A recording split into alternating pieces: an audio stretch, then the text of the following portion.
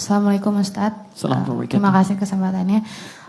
Saya ingin menanyakan tentang tata cara sujud Ustadz, khususnya untuk perempuan.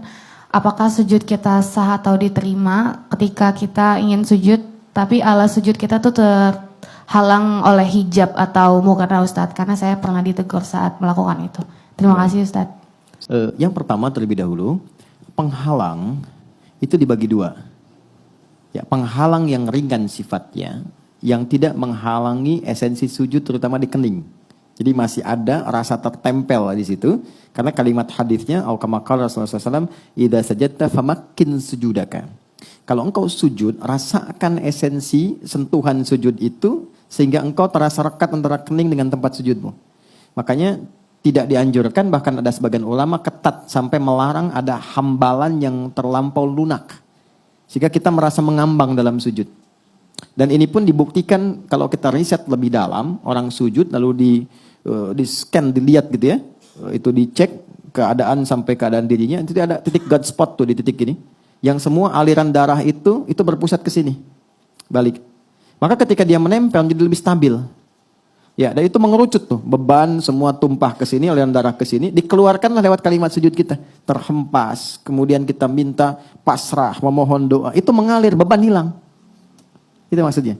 Sehingga hambalan-hambalan yang terlampau lunak itu tidak dianjurkan, nggak disarankan. Bahkan ulama ketat tuh melarangnya. Adapun yang masih ringan, yang membuat kita masih bisa menempel dan merasakan sensasi sujud itu dianggap nggak ada masalah. Contoh, di era Nabi, itu kan masjidnya nggak ada lantai begini, ya kan? Itu masih pakai tanah tuh, dan terbuka atasnya. Jadi kalau musim hujan ya hujan kena, paling-paling pelepah-pelepah penutup kurma masih becek bawahnya. Masih hadis tentang nuzulul Quran itu ketika turun Lailatul Qadar, itu komen pertama sahabat, aku melihat Nabi itu ada bekas tanah itu di keningnya. Ya, kata Nabi, aku bermimpi melihat Lailatul Qadar, di keningku itu ada bekas tanah.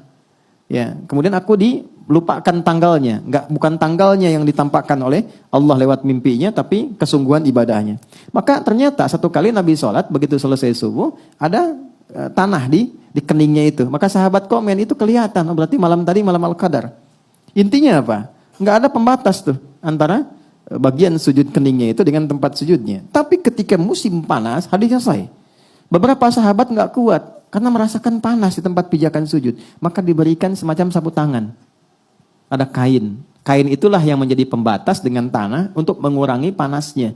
Dari situ ulama menyampaikan kesimpulan tadi. Kalau untuk perempuan ada mau kena misalnya, atau kita pakai sejadah itu, intinya tidak mengurangi sensasi sujud yang menempel di kening kita, tinggal tidak merasa mengambang, itu nggak ada masalah. Jelas sampai sini? Allahu a'lam bishawab.